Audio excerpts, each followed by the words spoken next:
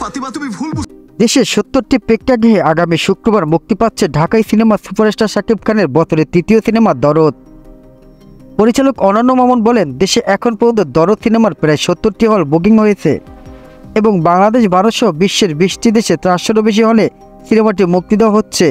খবর বিডি নিউজের। ইদানিং সিনেমার মুক্তির আগে এর টিজার ট্রেলার সহ একের পর এক গান মুক্তি দেওয়া হয়ে থাকে। মামুন জানিয়েছেন তার টিমও তেমনি পরিকল্পনা রেখেছে।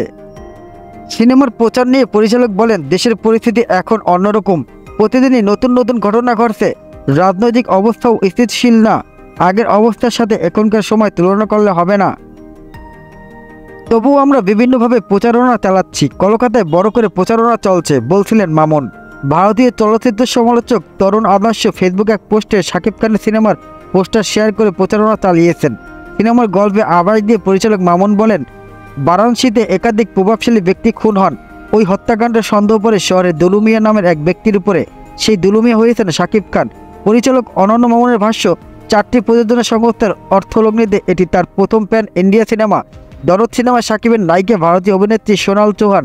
শুটিংয়ের কাজ শুরু হয়েছিল গত বছরের অক্টোবরে।